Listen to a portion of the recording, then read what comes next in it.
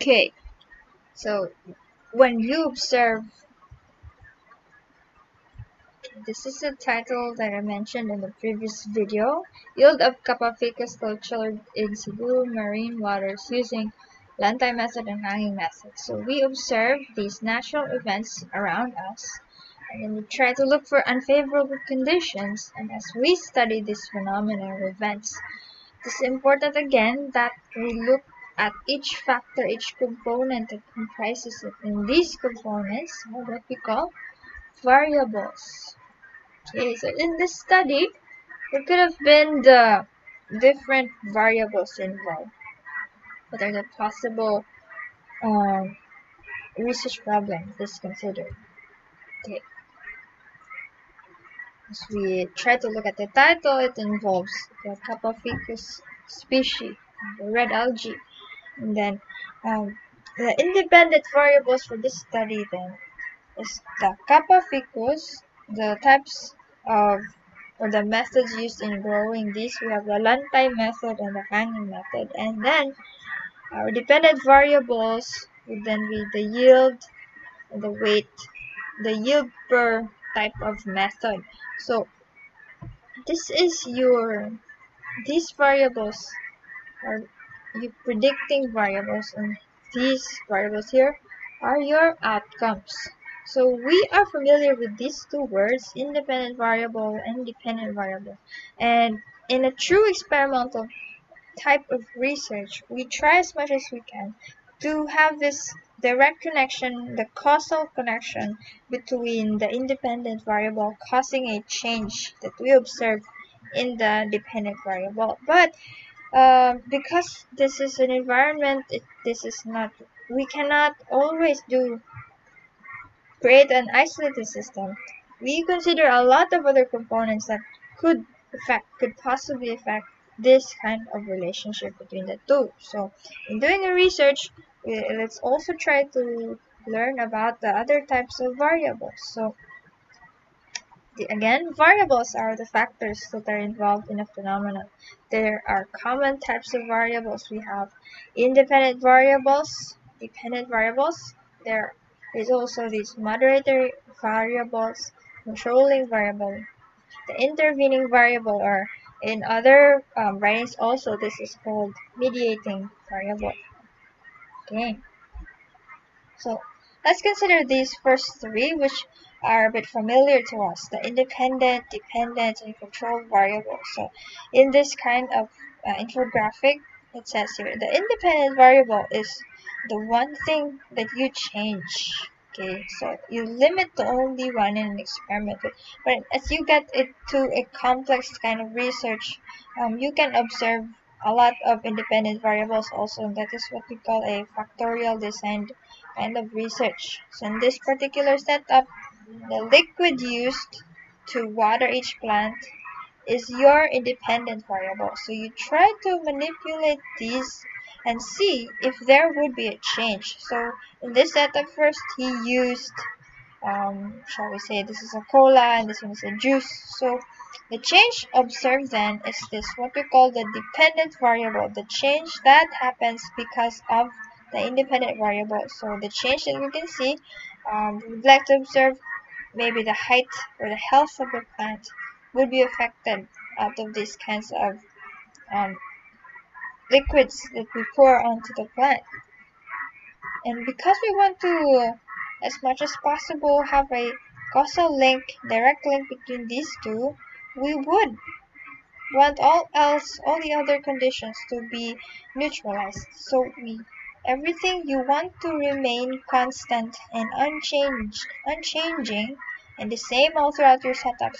That is what we call your controlled variables, your controller. So in here, these are the type of plant use, the pot size, the amount of liquid soil, the soil type, and maybe also the environmental temperature of the setups. So you'd like to control and have these as equal as possible in all setups. Okay, so that you'd be able to properly attribute any change attributed to the independent variable. There are also other important kinds of variables, and we have the moderating variables, the mediating or the intervening variables, and also the control variables. So first, let's have the moderator variable. The moderator variable is this variable served like a special independent variable, yes, in a way that is chosen by the researcher to check if it changes or somehow modified the relationship between the independent or dependent variable. So it's not always that your independent variable would be the direct cause of your dependent variable. There is these variables in between that makes this relationship possible. So in this kind of situation, the hours work, we're not really considering the functioning equipment, but we need these equipments to create our units built. Maybe this is a factory of mga products or shoes or some items. So there is this moderator variable that bridges your main observed independent variable to the effect sa iyang dependent variable. So it's not really direct, but once you observe this in the middle, it could possibly remove your first x variable. So moderation versus mediation. Again, in other books, your mediator variable could also be called the intervening variable. The moderator is the third variable that affects the strength of relationship between two other variables. The strength between the ones that you observe, the independent versus the dependent. So for example, the relationship between performance and salary depends on gender, if that's one statement. Another example, in this example, the relationship between x and y is strong, especially if x2 is also strong. So, murag kuyog sila tanan. And then mediator, the third variable that acts as generative mechanism between two other variables. So, mediator is the moderator affects the relationship between the x and y, while the mediator is siya ang nag-cause nganong na ay y. So mali dito, rather you'd have the moderator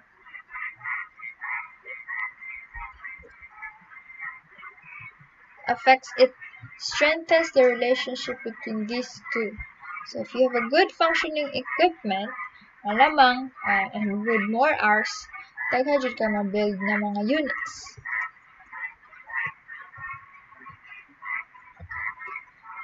Where is that part? Okay.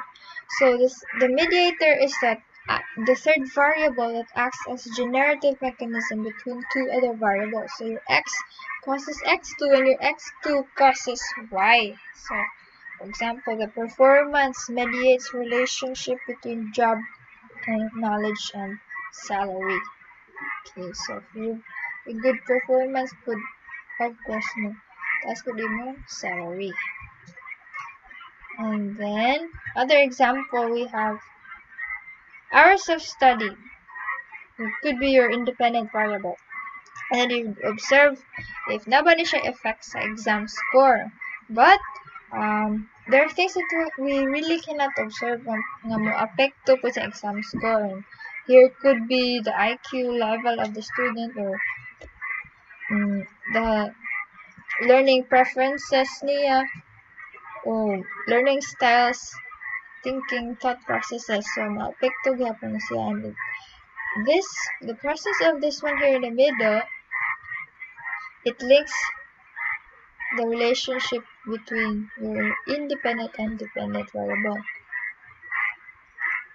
So, ang kaning duha, nga moderator or mediator, are often confused by many. So, I looked for this sa ResearchGate nga forum, and here are the few things which were good na point out. And then from the person who answered there, the moderator is a pre-existing variable that influences the relationship you're studying.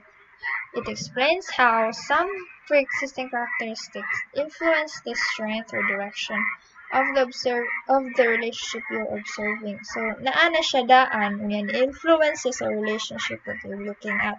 So, it's already there, the IQ and the age. The mediator is the variable that changes as a result of your experiment.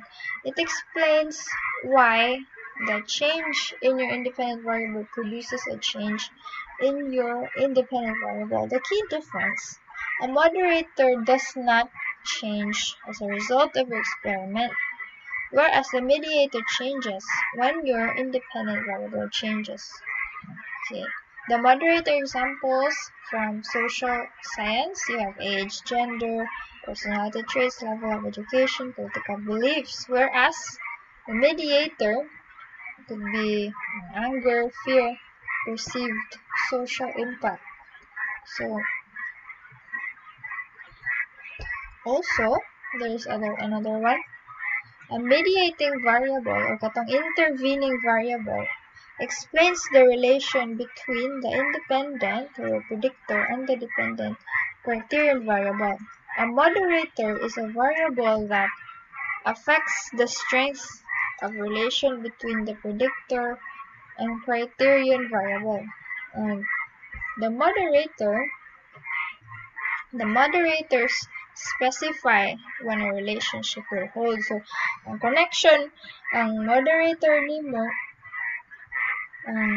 if it tells you the relationship between the x and y, whereas the mediating siya mo'y murag nagi siya sa tunga-tunga, di siya pwede usa siya sa mga processes para ang x produces another x sub 2 and the x sub 2 yields to y. So, nasa sa tunga-tunga, mediating. Moderator, mo-affect siya sa relationship. Mediating, appeal siya sa sequence para mahitabo ang dependent. Okay.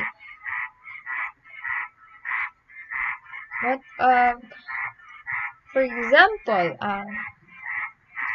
katong study that we had in the class, katong na plants, the growth of plant, gamitan nimo siya, you would observe a specific type of soil ba karon, and then you'd add a treatment, so maapekto po ang specific type of soil. So as much as possible, if you can point out these other variables, you would control it when you can.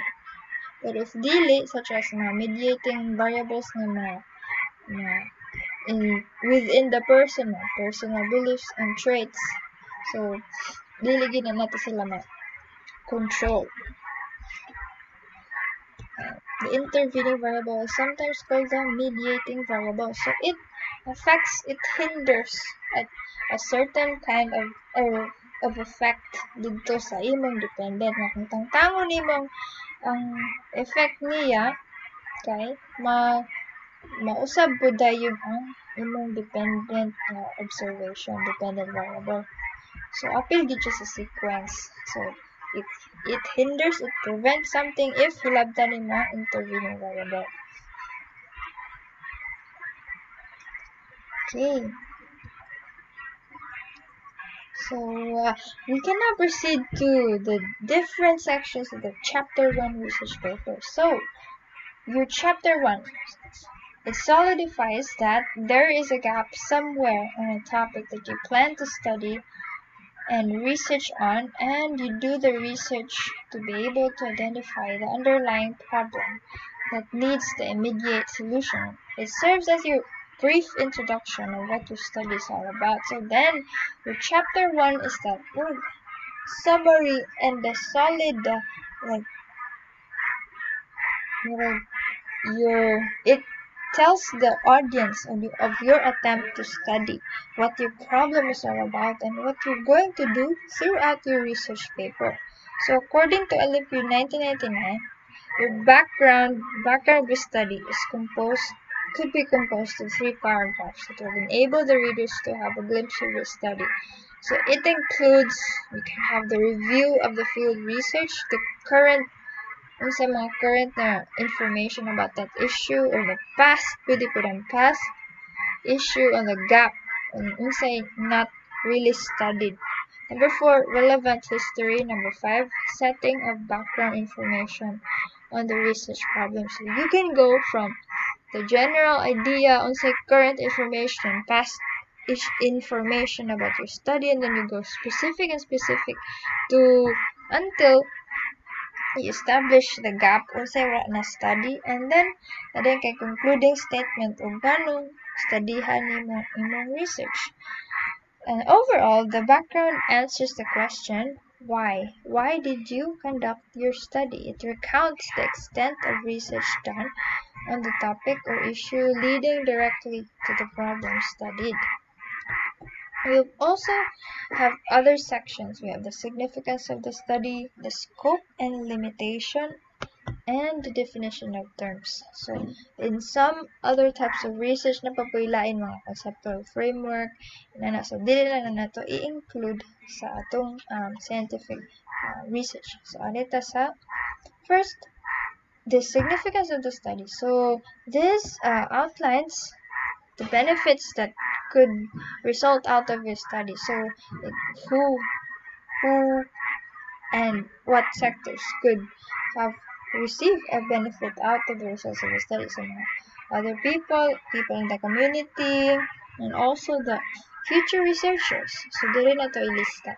And then scope and limitation. So, we specify also range and depth of the type of study that we do. So, kung babatas observation, kung ano nga, or just like in our study in college, we just observe the presence, if there is a presence of a certain phytochemical in a certain plant that we studied. So, preliminary type of research ito siya. So, wala may nag-quantify kung pila dyan ang concentration, because we are not able to do to get our resources for mga instruments. So, dito lang may kutob. So, it would have 2 paragraphs also telling your scope and the limitations of the study. Then, another section, we have the definition of terms. So, in the definition of terms, you would listing the important words that are used throughout your study. There are 2 types of defining the terms. We have the conceptual definition and the operational definition. So you can use these both, but when you should know when to use which. So for the conceptual definition, it's for the mga technical chemicals, mga type of procedure nga standard. So, but you should use the operational definition kung specify gini mo giunsa siya pagbuhat sa imong research. Okay. So, giunsa o unsa ninyong pagbuhat sa inyong study. O unsa ninyong paggamit according jud sa inyong pagbuhat sa inyong study. So, operational definition ang gamiton. So, mo to siya. Know when to use which. Okay, so since we have outlined this important section, so we will then give you a short example. So in this one, this example of, here is an excerpt of a study entitled Trichoderma viride as a biofungicide for the control of post-harvest banana anthracnose, adapted from research to. So mga kuan siya kanang, it's a book, a guide to investigatory projects. So in background of the study, it talks sa mga pest control and mga problems. So the occurrence of pests and diseases poses a major constraint to banana production in the Philippines and other countries in the Southeast Asia. So, may siyang problema. And then, the problem may be more pronounced in the region since a small number of pests and diseases have co-evolved with the crop. So the emergence of these virulent forms of diseases in this part of the globe and the rapid spread to other countries now threaten the world production of bananas and plantains. So ilang gigamit at present, control is mainly by the use of fungicide, kani siya nga standard, but it is banned because it caused development of fungicide-resistant strain. So, ang ilang significance ato, therefore, it's very important to search for alternative non-chemical means of controlling anthracnose. So, biological control using Trichoderma viride as a biofungicide can be a promising strategy to control the disease with less or no harm to the environment and consumers. So, another statement of the problem. So, it's just a short statement of the problem. And the research study, I think it was cut off. Ang statement of the problem ato kay ang observation of the effect of the Trichoderma viride as a biofungicide for the control of post-harvest banana anthracnose. So, yan siya i-specify ato. You can look at this section again in your copy of the reading material. Whereas this part, kaya kung ano siya, scope and limitation din siya. So the last paragraph, the research study was conducted to examine the potential of the viride as a biofungicide for the control of banana anthracnose. The study was conducted from, so specify niya, under these kinds of condition, and the efficacy of the biocontrol was applicable to the isolate used in conditions under which the experiment was conducted. So it's very specific kung asa ra siya ang scope and how unsa nga time, unsa nga room condition. So unsa mga limitations of the setup. So in ani ang simple form niya sa iyang background of the study, the significance and the statement of the problem. So tan-aw lang ninyo dito sa atong reading material kay murag nasayop ko copy paste. Okay, so in your next week you're going to polish your chapter 1. So as much as you can, you observe kung sakto ba pagka-write inyong statement of the problem, sakto ba inyong mga verbs, subjectives, if it is in statement form, was the problem well established or wala jud ka nang naagin sakto pagka hanay. So you read other researches and related literatures para na mo background knowledge and so that you can well establish your first chapter. So see you then next week.